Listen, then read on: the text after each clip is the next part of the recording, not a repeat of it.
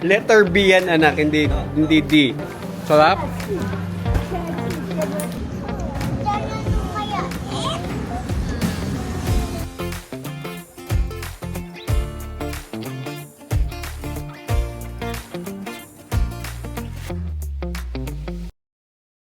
So hello guys, welcome to our new travel video. And for this time, after all of the travel guides that we created before, ngayon naman magta-try kami mag-travel vlog. It's because for this travel, it's a better way to document all of our adventures, and it's extra special this time because we're together with the two kids. So we will be flying from Clark to Taiwan in a bit. So come with us dito sa aming newest travel vlog. Currently, we're on the way to the airport, and as you can see, since rainy season dito sa Pilipinas, umaambon at basa yung kalsada. Pero hopefully, maging okay naman sana yung flight namin going to Taiwan International Airport sa Taiwan. Are you excited, baby? Yes. Excited ka na? Yes. Saan ka na-excite? Sa airplane? Sasakay ka ba ng airplane?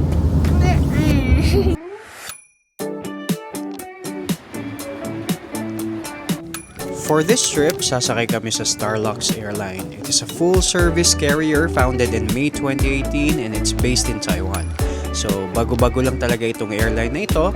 At yung maganda dito kasi is that they are offering one of the cheapest flights in the US and tamang-tama na merong 12 hours layover sa Taiwan. A great timing to really explore Taiwan even in a short time. So that's why we really decided to book it right away. Before completely checking in, it's really necessary to pay for the travel tax. In case hindi pa kayo nagsisimula mag-travel, especially abroad, yung travel tax, this is applicable only for flights done internationally. Ito na yung travel tax namin, so kakatapos lang. Share lang namin with you guys that before, we really want to visit Taiwan, and it's actually our first time, and that's why we're really excited. Pero by the way, yung pagpunta namin ng Taiwan, as shared a while ago, it will just be short because it's actually only a layover tour. USD o Taiwanese dollar.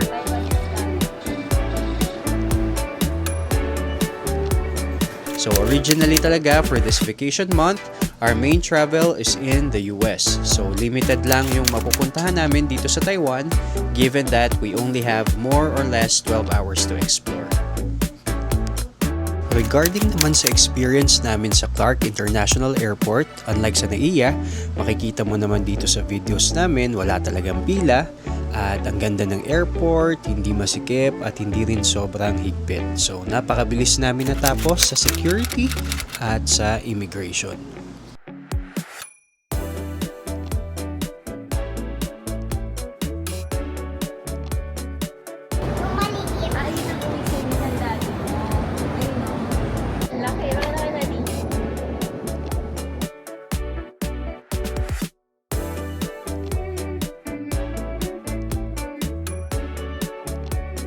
Since may enough time pa to wait bago kami mag-board, in case na hindi pa kayo nakakapasok sa Clark International Airport, here's a short tour ng departure area. So it's modern and spacious at nakikita ko nga dito yung design.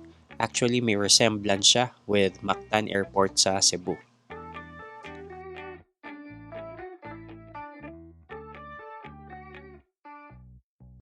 Now, it's time to board our plane. And thankfully, we're on time and no delays kahit medyo maulan at makulimlim ang weather dito sa airport.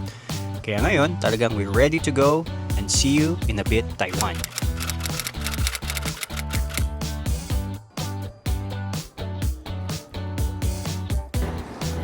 Hawak kay Daddy.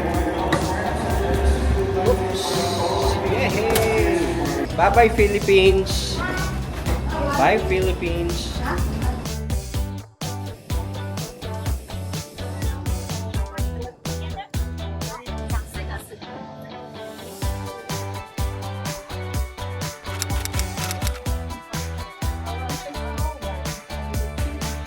This is actually our first time inside Starlux plane, and we got to say na the plane feels new. So the facility, the seats, the accessories, Even for a short travel, there are entertainment screens and the kids love it. So the airlines even included coloring pads for the children too.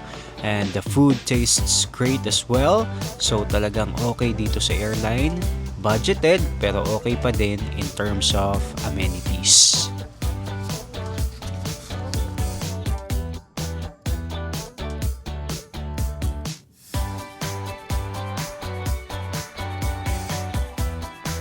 So this is our food inside the plane for the rest of the journey from Clark to Taipei.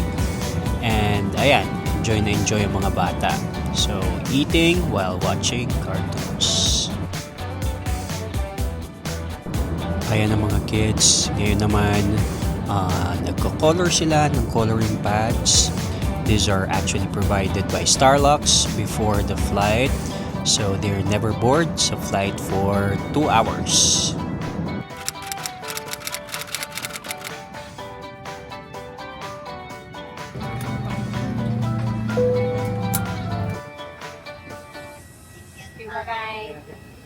We're now here in Taoyuan International Airport, dito sa Taiwan.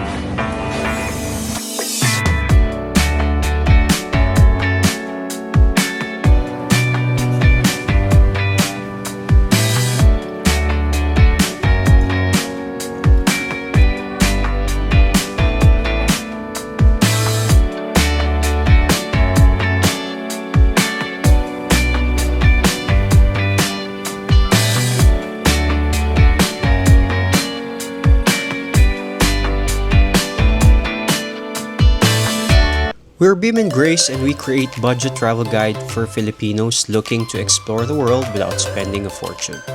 On this channel, you'll find easy-to-follow itineraries, complete cost breakdowns, and insider tips to make your travels unforgettable. So if you're ready to plan your dream trip, don't forget to like, subscribe, and hit the notification bell.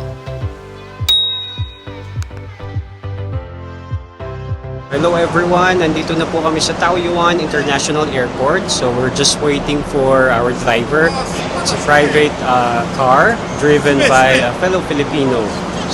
So there.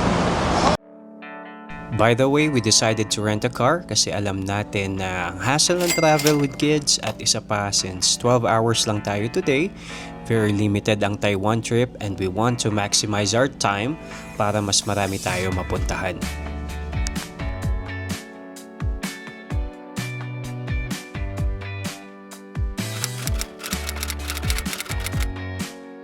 So first stop namin is Yehliu Geopark. So this is located in New Taipei, an hour away from the airport. So buti na lang at maayos ang weather today. Same sa Pinas, mainit pero iba pa din talaga yung init sa Pinas kasi dito mahangin. Tapos medyo presko dito kasi katabi ng dagat. So by the way, dito sa Yehliu Geopark, marami kang makikitang iba't ibang hugis ng mga rock formations dahil sa surfing and marine erosions. So merong mga shapes na mukhang mushrooms, hugis kandila, etc. So this is the perfect place to stroll din, especially that you are together with your children or together with elders.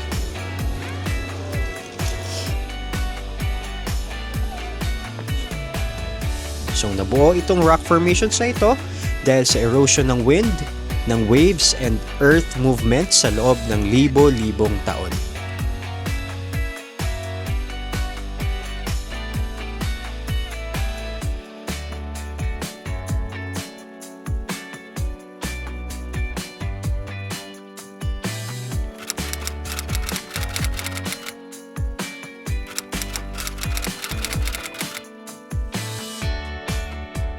Welcome to Taiwan! So, dito na tayo ngayon sa may papuntang exit na. So, actually, yung experience is that napakainit pag nandun ka sa mismong mga bato. Okay?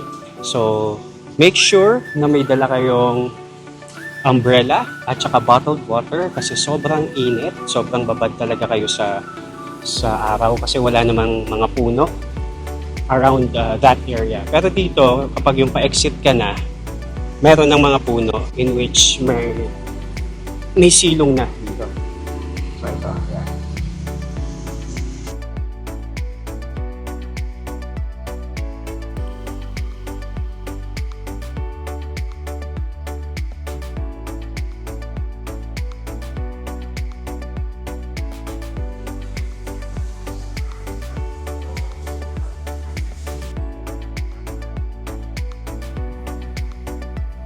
After going to Yehliu Geopark, dito sa labas, maraming stalls.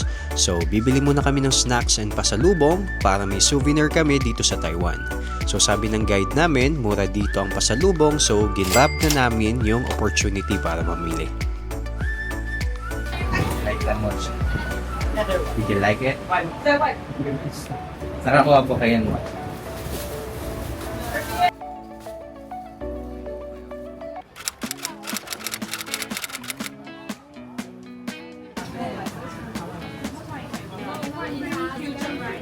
So ngayon, nandito naman tayo sa Old Shifen Street. So, ang gagawin natin dito is magpapalipad tayo ng lantern. So, hopefully tumila na kasi malakas yung ulan currently. And there, sana medyo umaraw-araw na.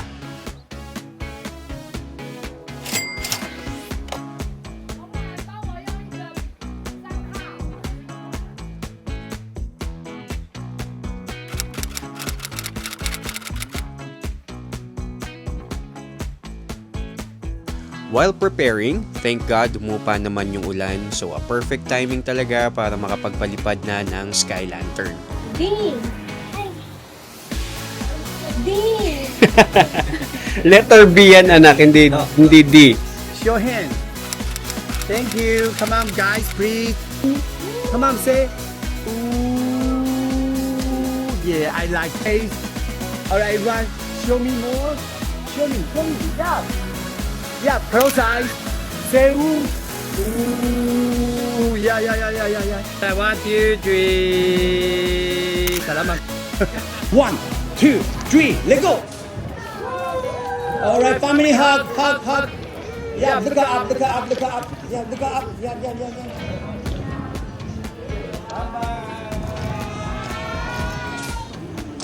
Sa mga hindi nakakaalam, active ang railway dito, running the street, at kapag walang train, maraming turista ang pumupunta sa railway para magpalipad. It's their tradition, which started with the villagers making safety signal after bandits leave the area. So ngayon, it's more of sending wishes and prayers to the heavens. Dito sa Shifen Old Street, maraming stalls if ever magutom kayo. But since busog na busog pa kami from our meal sa airplane, we just tried this peanut ice cream roll sa tabi ng railway station after magpalipad ng sky lantern.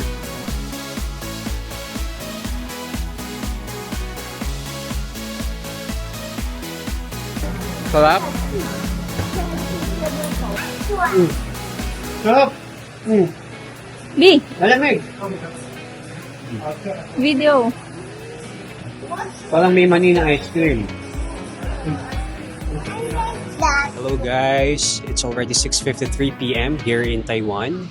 So meron pa kaming around 4 hours para mag-explore. Tapos babalik na kami ng airport.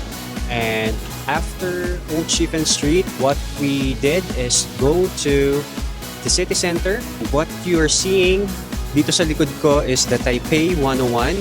It's considered one of the largest buildings in the world.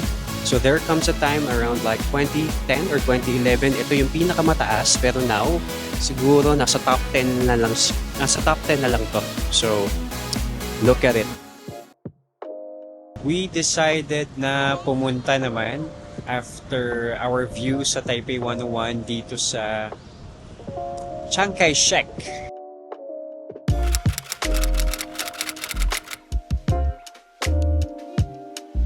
We are having a quick visit here in Chiang Kai-shek Memorial. So gabi na din kasi, and we need to be ready to go to the airport na din. So don't worry, once we go back again here someday, lilibutin na namin to and to the other tourist spots here in Taiwan na hindi na namin napuntahan pa.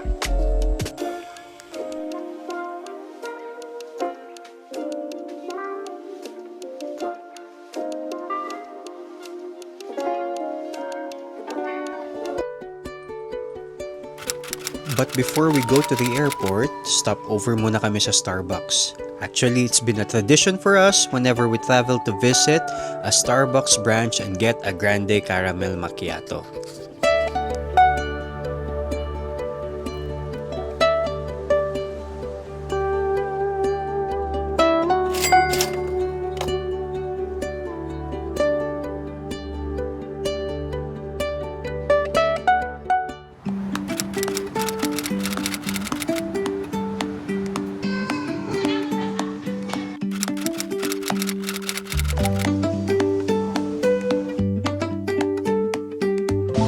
So now we're done with immigration and security already.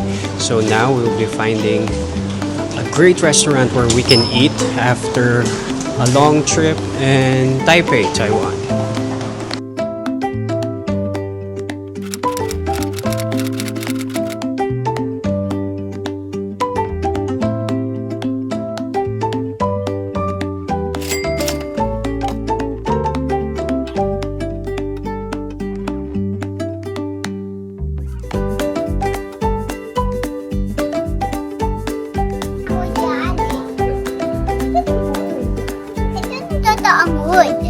Yeah.